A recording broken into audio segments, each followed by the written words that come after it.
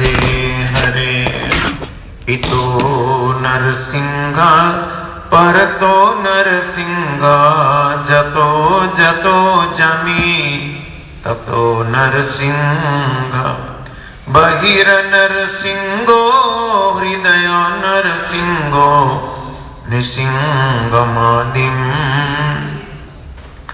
शरणं प्रपद्ये। पतित पावन परम आराध्यतम परम करुणामय परम दयालु श्री गुरु महाराज जी के श्री चरण कमल में असंख्य कोटि साष्टांग दंडवत प्रणाम करके श्री गुरु महाराज जी की परम अहैतु की कृपा प्रार्थना करता हूँ। मेरी शिक्षा गुरु वर्गीय वैष्णवों के श्री चरणों में भी दंडवत प्रणाम करके उनकी भी कृपा प्रार्थना करता हूँ। सभी भक्तों सज्जनों वैष्णवों के श्री चरणों में भी दंडवत प्रणाम करके उनकी भी कृपा प्रार्थना करता हूँ। पानी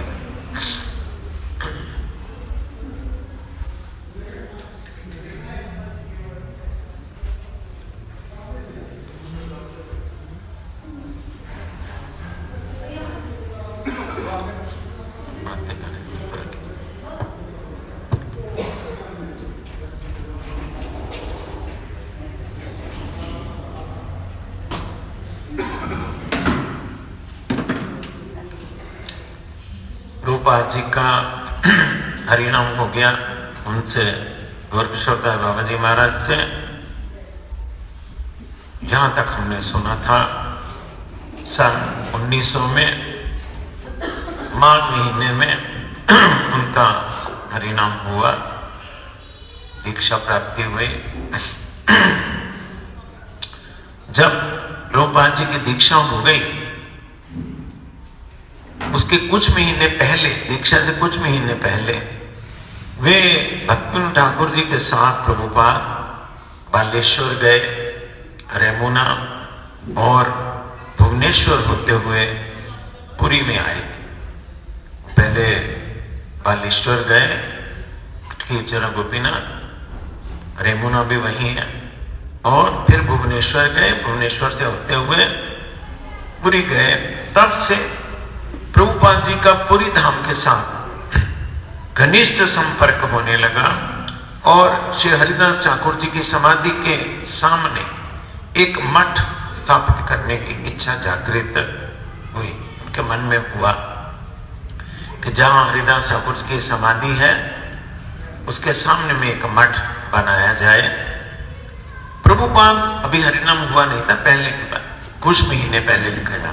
प्रभुपाद उस समय के सब रजिस्ट्रार जगबंधु पटनायक प्रमुख सज्जनों के आग्रह पर प्राचीन सातासन मठ के अन्यतम श्री गिरधारी आसन की सेवा का भार उन्होंने ग्रहण किया। वहां पर रजिस्ट्रार थे, उनका नाम था जगबंधु पटनायक। उन्होंने आग्रह किया कि ये जो पुरी में एक मठ है उसका नाम है सातासन मठ, तो सातासन मठ की ही अंतर्गत गिरधारी जी की सेवा है, गिरधारी आसन। तो उन्होंने प्रभुपाद को बोला कि आप इसकी सेवा की जिम्मेवारी ले लीजिए। सन 1902 में समुद्र के किनारे श्री हरिदास ठाकुर की समाधि के निकट श्री भक्तिविनोद ठाकुर जी ने भक्ति कुटी नामक एक भजन कुटी का निर्माण किया। 1902 में उन्होंने वहां पर एक छोटी सी कुटिया बनाई, भक्ति कुटी, भक्तिविनोद ठाकुर ने। कहां पर? हरिदास ठाकुर की अभी भी है, अभी तो इस्कॉन ने ले ली शायद, मुझे जहां तक याद है।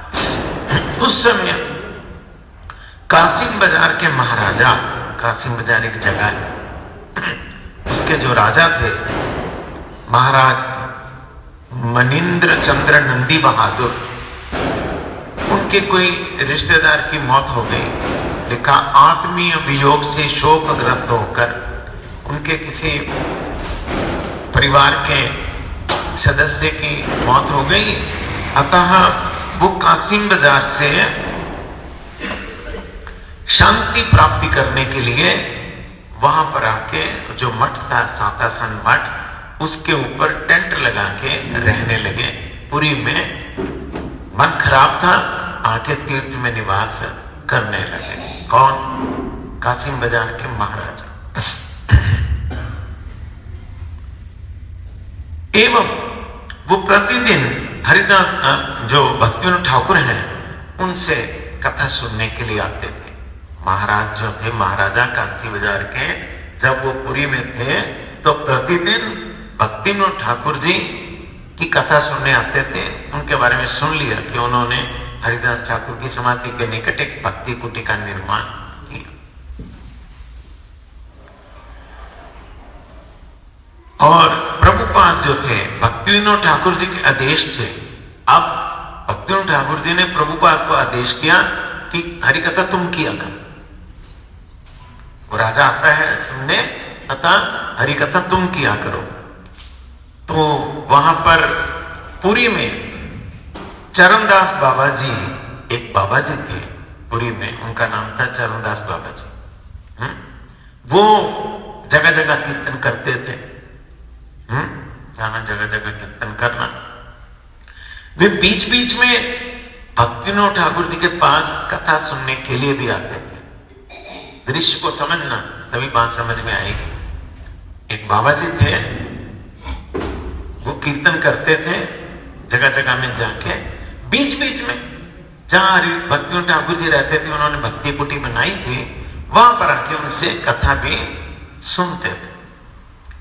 श्री चरणदास बाबा जी स्वयं एक कीर्तन के पद की रचना करते और गाते गाते परिभ्रमण करते थे। वो स्वयं पद की रचना करते। पद तो समझते ही हैं, एक पद्य, एक पैरा स्टैंजा, वो उसकी स्वयं रचना करते और फिर उसको कीर्तन करते करते जगह जगह घूमते थे। ओके। ठाकुर महाशय उनको कहते, ठाकुर महाशय मतलब भक्तिविनोद ठाकुर, उनको कहते कि ये जो तुम स्वयं पद रचना करते हो इसकी जरूरत नहीं है। स्वयं जो तुम अपने आप पद बना के, स्टैंजेस बना के कीर्तन करते हो, इसकी जरूरत नहीं है। इसकी जगह अगर तुम महामंत्र कीर्तन करो तो सर्वश्रेष्ठ। उन्होंने समझा दिया कि महामंत्र कीर्तन करो, इसकी जरूरत नहीं है। परंतु उन्होंने अपने विचार को छोड़ा नहीं। चरणदास बाबा जी महाराज ने, उन्होंने अपने विचार को नहीं छोड़ा। नहीं छोड़ा मतलब सेल्फ मेड कीर्तन करके वो जगह जगह गाने लगे। ओके, समझ आ गई? गाने लगे। तब उन्होंने, जो चरणदास बाबा जी महाराज थे, इस प्रकार करते करते करते उन्होंने वो जो मैंने कल बताया था सखी बेकी, जो पुरुष लोग इस तरह का वेश लेके भजन करते हैं, भजन तो क्या करते हैं वो है, इस प्रकार का उन्होंने मत बनाया। आप भक्तिविनोद ठाकुर की जीवनी पढ़ेंगे तो वहां पर उन्होंने ये स्पेशल लिखा है, जो लोग इनिशियल स्टेज के, जो लोग इनिशियल स्टेज समझते हैं भजन राज्य में, जिनका शुरुआती क्लासेस हैं जिनकी, उनको चाहिए वो नाम संकीर्तन छोड़ के और कुछ ना करें। समझे? नाम संकीर्तन छोड़ के और कुछ गान न करें, क्योंकि और कुछ गान का राइट तो होता नहीं इतना, और कुछ गान करने से गड़बड़ भी हो सकती है। इसलिए भक्तिविनोद ठाकुर के ग्रंथों में आपको मिलेगा। और बोलते थे कि उनके यहां जहां वो रहते थे स्वानंद सुखद कुंज में, गोद्रुम द्वीप में, उनके प्रभुपाद भी वहां पर थे। उनके यहां एक व्यक्ति आया, उस समय का बड़ा प्रतिष्ठित गायक था। तो मैं कीर्तन सुनाऊंगा भक्तिविनोद ठाकुर जी को, महामंत्र कीर्तन किया उसने। तो महामंत्र कीर्तन किया, उसमें अलाप बहुत किया। समझे कि नहीं? महामंत्र के अलाप समझते हैं? आलाप समझते हैं उसको लंबा करके गाना, लंबा करके गाना आलाप। तो भक्ति ठाकुर जी ने पसंद नहीं किया, पसंद नहीं किया। उन्होंने प्रभुपाद को कहा कोई फायदा नहीं इसका, ये क्या कीर्तन करता है, ये जितना समय आलाप में करता है उतने समय में हरे कृष्णा कितनी बार बोल सकता हूं। इसलिए भक्ति ठाकुर जी इसको पसंद नहीं करते थे। ये उन्होंने उनको बोला कि आप ऐसा करना ठीक नहीं है, परंतु इस बात को वो समझे। हम लोग भी जब आज से 40-50 साल पहले जब हम लोगों ने मठ ज्वाइन किया तो हमारे जो बड़े बड़े महाराज थे, वृंदावन के महाराज जो हम लोगों को लेके आए, तो हम लोग जब कीर्तन करते ना तो कीर्तनों के बीच में टोक देते, अभी आप नया नया आया है, इनिशियल है, भगवान का नाम कीर्तन करो। कहां पड़ गया इस बात में? समझाते थे वो कीर्तन है क्या, हरि बोल मेरी रसना, हरि बोल में मेरी रसना, घड़ी घड़ी के हरि हरि जो भी है, हरि बोल मेरी रसना, घड़ी घड़ी व्यर्थ बिताती है क्यों जीवन, मुख मंदिर में पड़ी पड़ी, है ना। एक है ये क्या कीर्तन किया, क्या कीर्तन किया। यहां से लेके हरि बोल मेरी रसना, घड़ी घड़ी व्यर्थ बिताती है क्यों जीवन, मुख मंदिर में पड़ी पड़ी बोलते थे। बताओ इस इतनी लंबी लाइन में भगवान का नाम कितनी बार आया? सिर्फ एक बार। इसके लिए कहते हैं इतना समय गवा दिया, उसके लिए हरे कृष्णा नहीं बोल सकते थे तुम, तो महामंत्र गान नहीं कर सकते थे, राधे गोविंद नहीं बोल सकते थे। इस प्रकार उन्होंने हम लोगों को डांट डांट के सही करके लगाया कि भजन जो जिसकी हालत परिपक्व हो जाएगी वो अलग बात है, वो तो रस स्वादन करेगा, गान करेगा, परंतु अभी अनर्थ गए नहीं, अभी बिल्कुल प्राइमरी अवस्था है, तो उसके लिए सर्वोत्तम साधन है भगवान का नाम संकीर्तन, भगवान के नामों का कीर्तन करें। तो उनको रोका, नहीं रुके, क्या हो गया, क्या संप्रदाय बना लिया।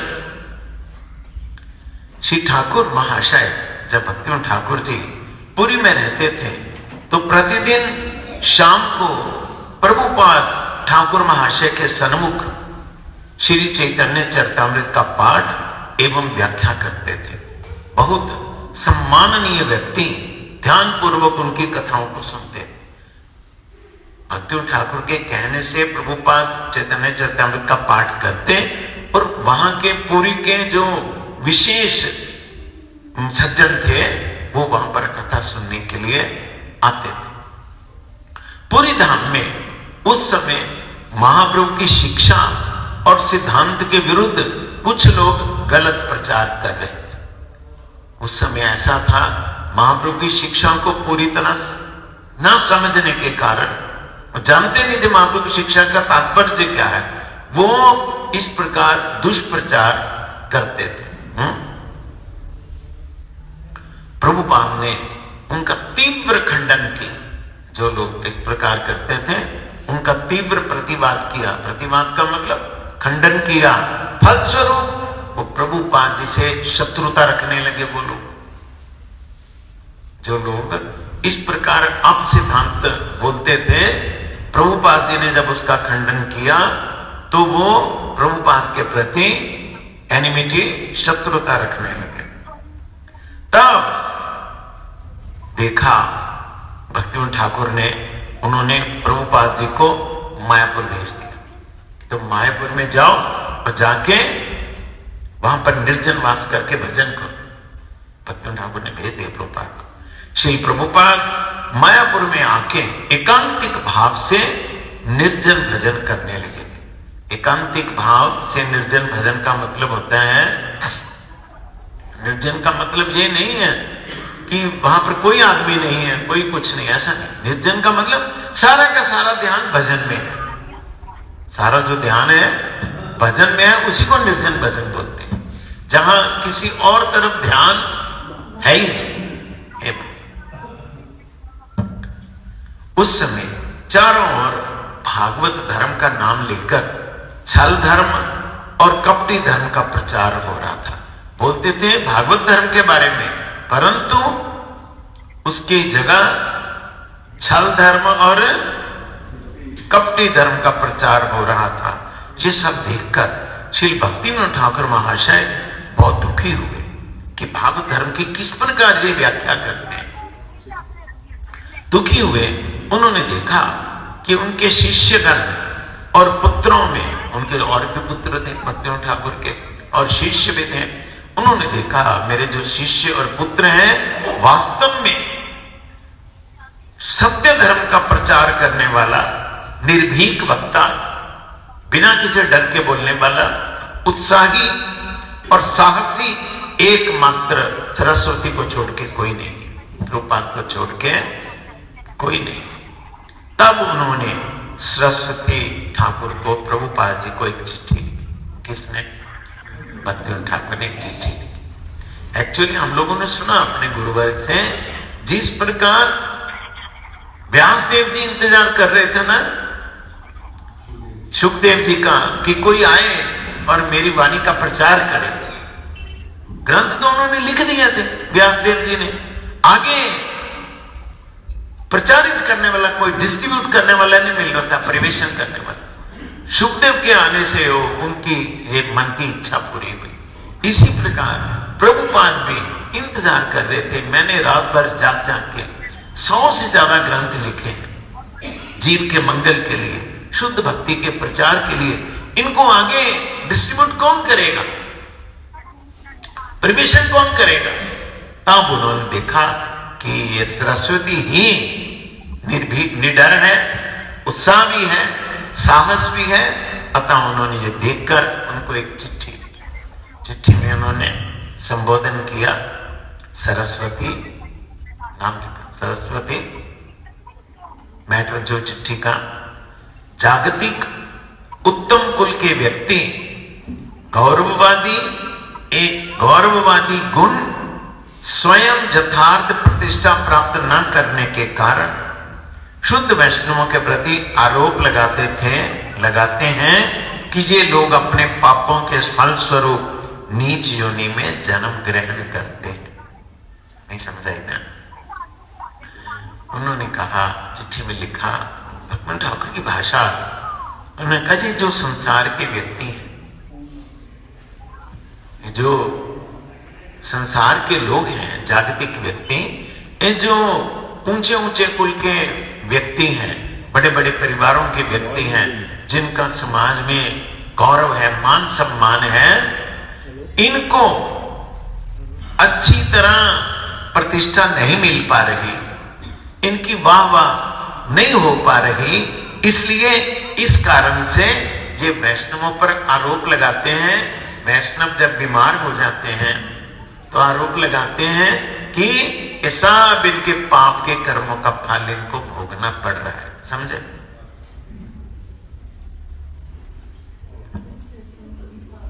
तो बाल को समझेंगे नहीं तो फिर आगे कैसे बढ़ेंगे?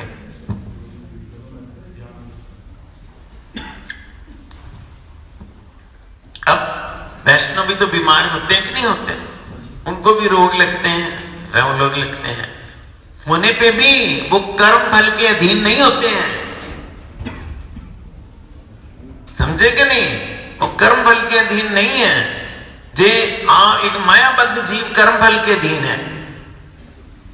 भगवान के भक्त कर्म फल के अधीन नहीं होते हैं। अतः वो लोग, बड़े बड़े घरानों के लोग, बड़े बड़े परिवारों के लोग, जिनको बाहर से, समाज से प्रतिष्ठा नहीं मिलती थी, तो वो क्या करते हैं, इस प्रकार वैष्णवों के बारे में बोलते कि ये जो बीमारी इनको लगी है, जो लगा है, जो इनको हुआ है, ये सब देखा ना, अपने अपने कर्मों का फल भोगना पड़ा, ऐसा बोलते। ठीक है? तब उन्होंने कहा कि ऐसा कहकर ये लोग अपराध ही करते हैं। रूपाद को बोला, ये कह के अपराध ही करते हैं। वर्तमान काल में इसके प्रतिकार स्वरूप जो तुमने हर तरह के वर्ण और आश्रम के जीवों की जो दैव संपत्ति की स्थापना करने का कार्य आरंभ किया है, यही यथार्थ वैष्णव सेवा है, ऐसा समझना। फिर सर्व करता हूं। उन्होंने कहा कि तुमने जो काम शुरू किया, क्या ये लोग, इनकी अब सिद्धांतवादी लोग इस प्रकार जो दोषारोपण करते हैं वैष्णवों पे, तुमने इनकी काट के लिए, प्रतिकार का मतलब इनके खंडन के लिए, इनके प्रतिकार के लिए जो तुमने शुद्ध जीव का जो धर्म है, शुद्ध जो जीव का धर्म है, उसकी स्थापना करने के लिए जो काम किया है, यही वास्तव में वैष्णव सेवा है। यह वास्तव में यथार्थ लिखा, यथार्थ असल में यही वैष्णव सेवा है, ऐसा समझना।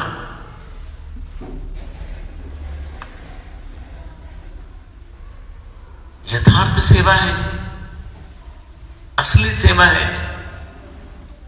कैसे असली सेवा है?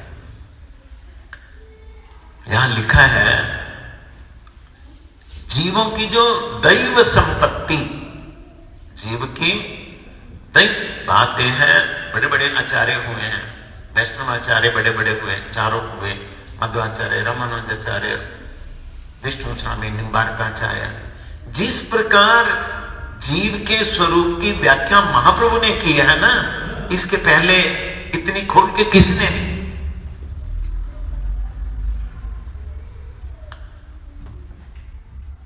प्रश्न तो महाप्रभु से ये नहीं पूछा गया था कि महाराज आप बताइए जीव क्या है, जीव कौन है, ये तो नहीं पूछा गया। सनातन गोस्वामी ने यह प्रश्न नहीं पूछा महाप्रभु से कि भगवान जीव कौन है, आप बताइए, ये क्यों दुखों से ग्रस्त है, इसके दुखों से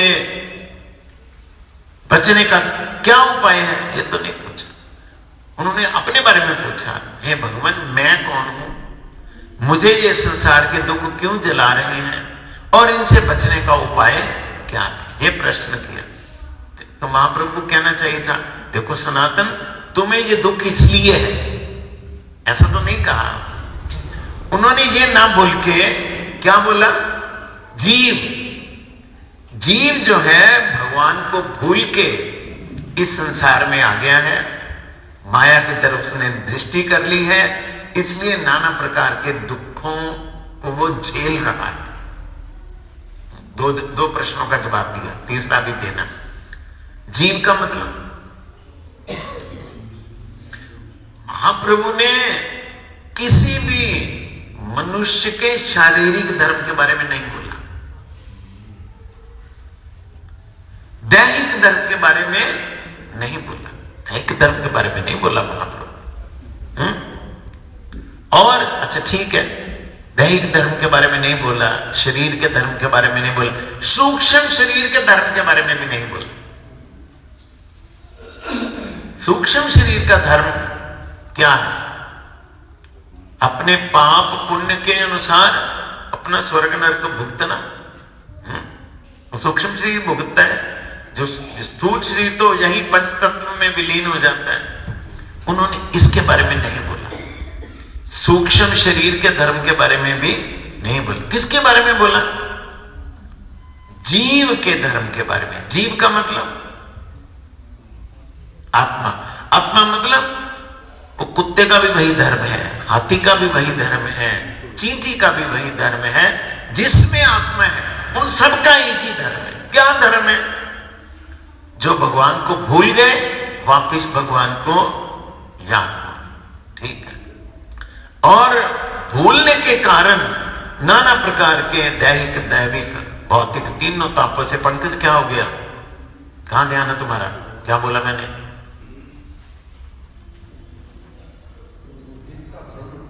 आपको नहीं पूछा, उसको पूछा, पंकज को। कथा में बैठ के भी ध्यान नहीं है। फायदा क्या हो गया? ये हाथ पैर तुम घर में बैठ के भी कुरेद सकते हो।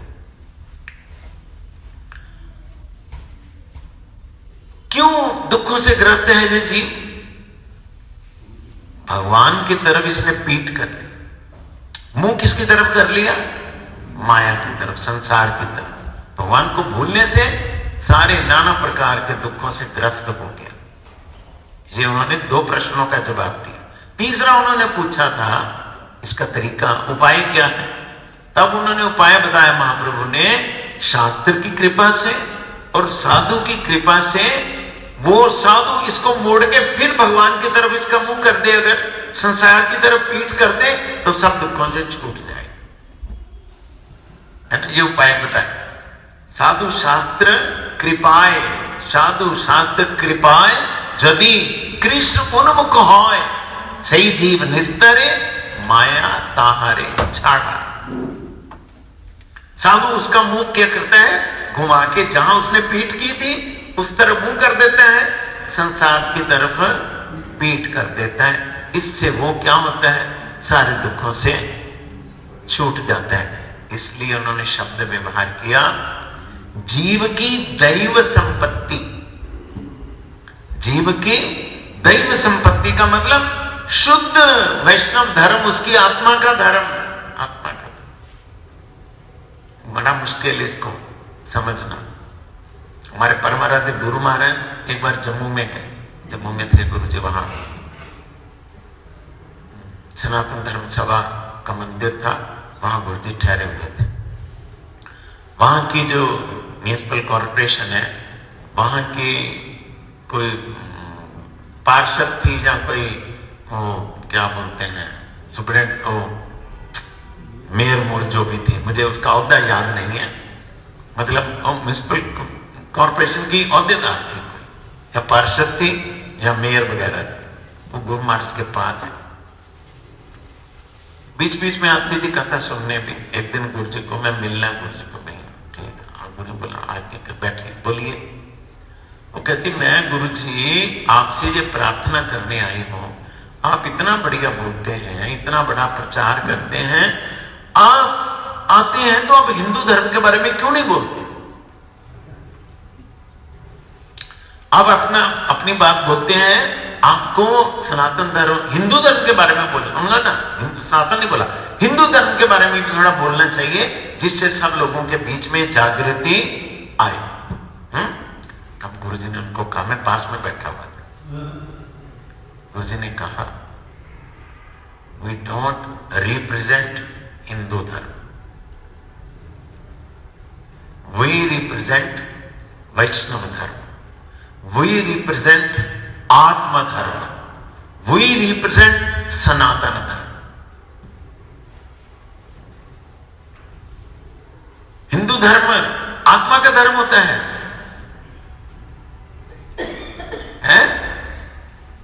हम कौन से धर्म को रिप्रेजेंट करते हैं? आत्मा के लिए जो जरूरी है, आत्मा के लिए, आत्म धर्म के बारे में जो जरूरी है।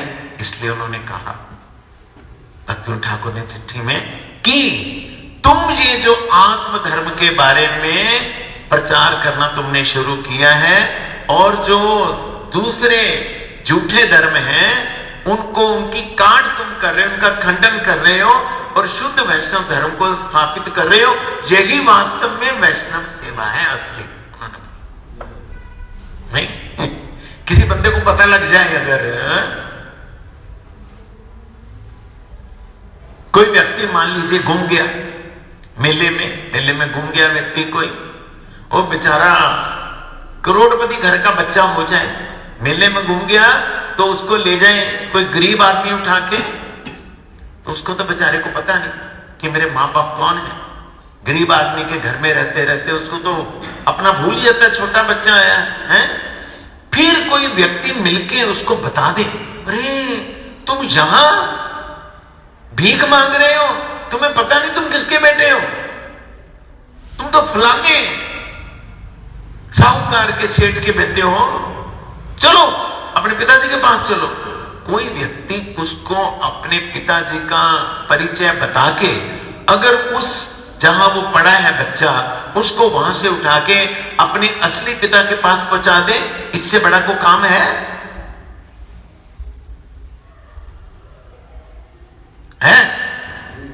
नहीं। इसलिए उन्होंने कहा ये तुम्हारा क्या है, वास्तव में यही यथार्थ सेवा। किसी को संसार के चंगुल में फंसा हुआ पता ही नहीं हूं, मैं तो अमृत की संतान हूं, मैं तो भगवान की संतान हूं, मैं तो भगवान से आया हूं। अगर उसको कोई मोड़ के भगवान के पास भेज दे, इससे बड़ा और कोई उपकार है? इससे बड़ा क्या उपकार है? अतः यही यथार्थ सेवा है। उन्होंने कहा ऐसा समझना। कहते शुद्ध भक्ति सिद्धांत के प्रचार में कमी है, शुद्ध भक्ति के सिद्धांत के प्रचार में कमी है। इसके कारण ही गलत शिक्षा का प्रचार होता है, इसके कारण ही गलत संस्कारों का प्रचार होता है। असली शुद्ध वैष्णव धर्म का प्रचार जब नहीं है, सही बात का प्रचार नहीं है, तो क्या होगा? गलत बात का प्रचार होगा। उन्होंने कहा फैक्टिशियस धर्म का प्रचार है, इसके कारण, इसी के कारण ही सहजिया, अतिवाड़ी आदि संप्रदाय के स्त्री पुरुष अपने आप को भक्त कहकर संबोधन करने लगे। ये जो सहजिया संप्रदाय, स्त्री पुरुष इकट्ठे रहते हैं, इकट्ठे जाते हैं, बोलते हैं हम भजन करते हैं, कहते हैं ये सही धर्म का प्रचार नहीं हो रहा है, इसलिए ये लोग गलत मार्ग में पड़े हुए हैं। बात समझ गए? कहां चले गए थे तुम? हाँ, फिर क्यों चले गए बाहर? ये पता है, मुझे ही समझ नहीं आता है, इतना कठिन है।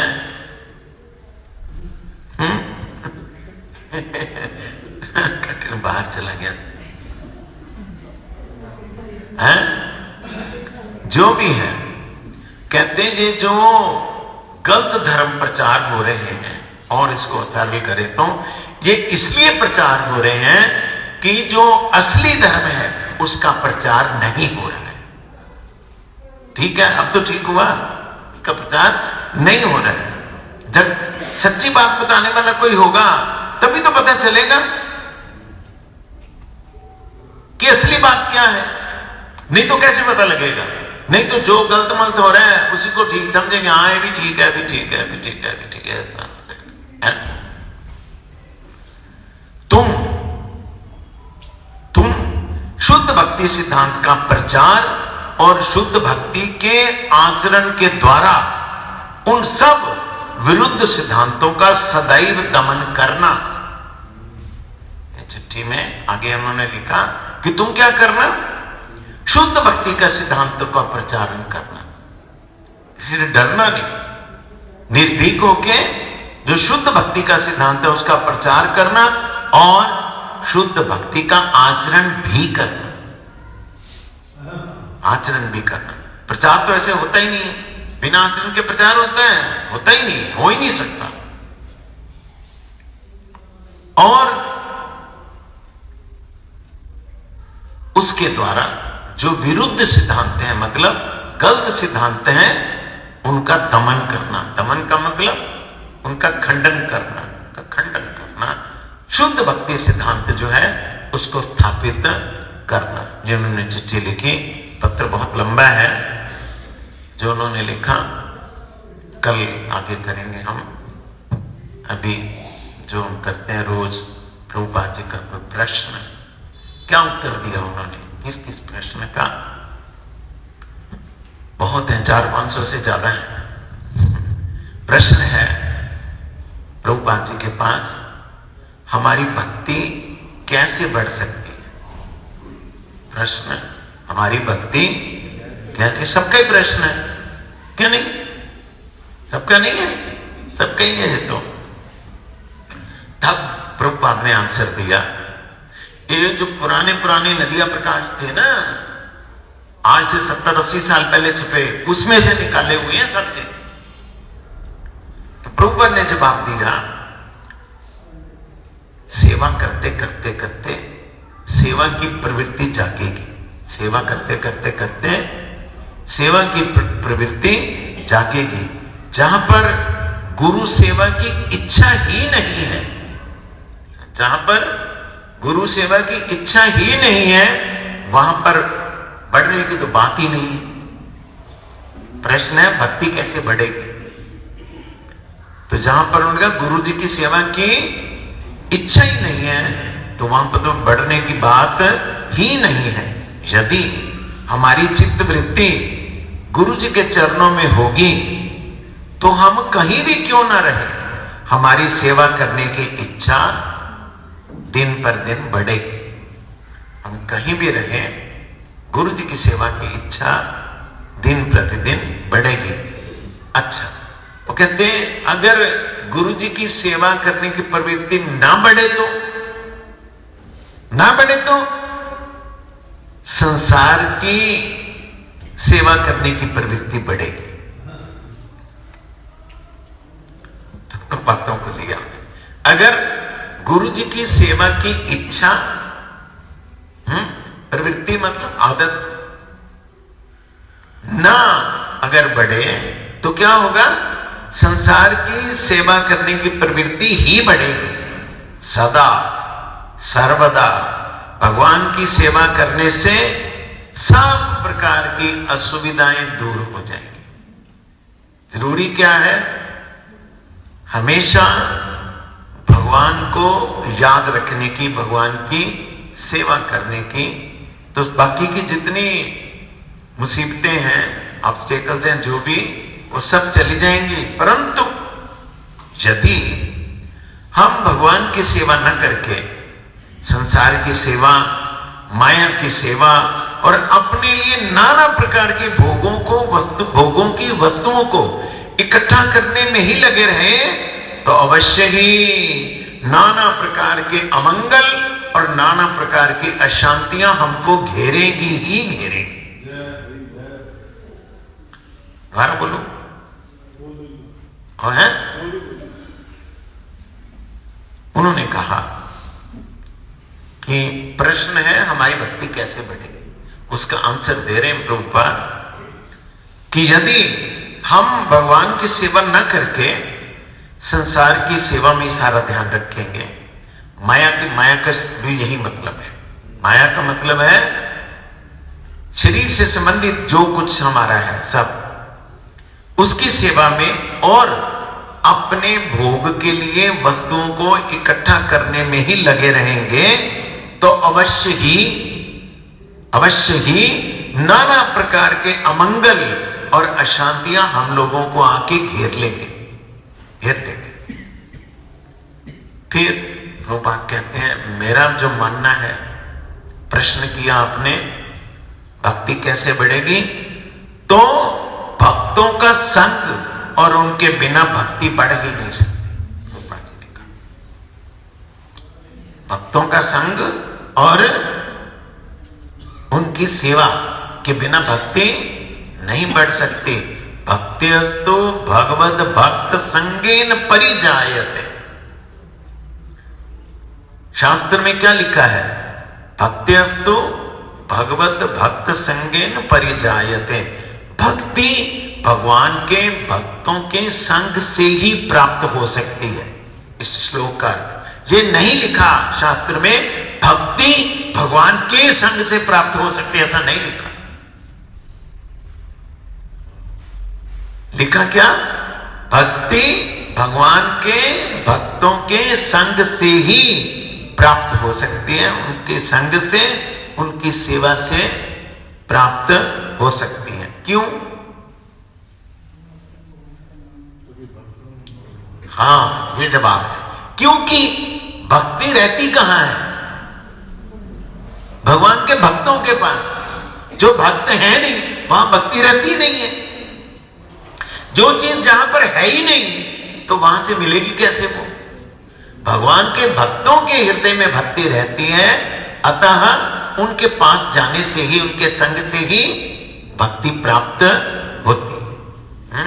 जो नो हमारे जो गुरुवर हमको समझाते थे इस बात के लिए। अभी तो आप जो नए लड़के हैं समझेंगे नहीं, पर फिर भी मैं कोशिश करता हूं। पहले अभी तो घर घर में गैस है, पहले गैस नहीं, गैस के पहले क्या था? स्टोव था। ठीक है, 2-3 तरह के, कई तरह के स्टोव निकले। स्टोव से पहले कोयले की अंगीठियां थी, है? कोयले की अंगीठियां से पहले क्या था? चूल्हे थे। गांव में चूल्हे, शहर में भी चूल्हे थे। चूल्हे में वो लकड़ी देके और गोबर की वो उपले देके आग जलाई जाती थी। ये हमने देखा अपने बचपन में। इस स्टोव क्या होता है कोई जानता ही नहीं था। ये हमारे देखते देखते स्टोव का आविष्कार हुआ। तो घर घर में क्या होता था? चूल्हे में वो आग जलाई जाती, लकड़ी और गोबर के उपलों से। अब कोई कोई घर ऐसा भी है, बाहर चला गया कोई व्यक्ति, बाहर जब चला गया तो पीछे से क्या हुआ? चूल्हे की अग्नि शांत हो गई, बुझ गई। अब 3-4-5 दिन के बाद जब आया तो क्या अपना चूल्हा जलाना उसने, तो चूल्हा तो शांत है, क्या करे?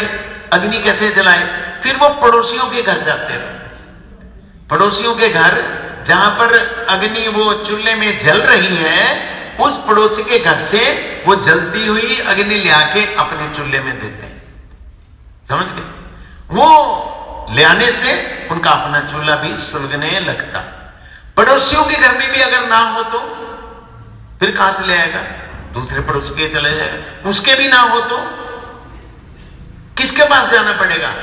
उस घर में जाना पड़ेगा जिसके घर में चूल्हे में अग्नि है। तो जिसके दिल में भक्ति रूपी अग्नि है, वहां जाने से तो मिलेगी। ऐसे 100 आदमी के पास चले जाओ जहां भक्ति है ही नहीं, मिलेगी कहां से? इसलिए भक्त के पास जाना होगा। अगर भक्ति में आगे बढ़ना है, तो भक्ति प्राप्ति करनी है, तो भक्त के संग में ना भक्ति प्राप्त नहीं हो सकती। ये बात बोलते हैं प्रभुपाद, बोलते हैं हमने गुरुजी एवं श्री कृष्ण के चरणों में आसरा तो लिया, परंतु उनकी सेवा में लेश मात्र भी रुचि नहीं है। गुरुजी के चरणों का और भगवान के चरणों का आसरा तो लिया, परंतु उनकी सेवा में लेश मात्र मतलब जरा से भी रुचि नहीं है। यदि हम भक्ति मार्ग का आसरा लेकर भक्ति ना करें, यदि हम भक्ति मार्ग का आसरा लेके भक्ति न करें, विभिन्न प्रकार से उनकी सेवा करने के लिए चेष्टा न करें, तो हम अपने मंगल की आशा कैसे रख सकते हैं? आप बताओ। सदगुरु का आसरा भी किया, भगवान का भी आसरा किया, परंतु उनकी सेवा के लिए कोई चेष्टा नहीं है, सेवा के लिए कुछ नहीं करना। तो बोलते हैं फिर चाहते हैं कि हमारा मंगल हो जाए, ये कभी संभव है?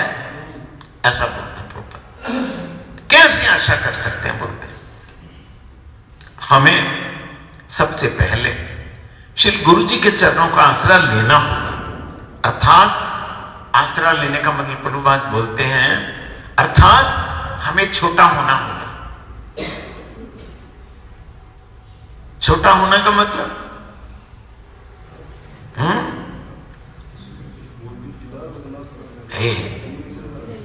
छोटा होने का मतलब मैं तो कुछ भी नहीं हूं, है ना?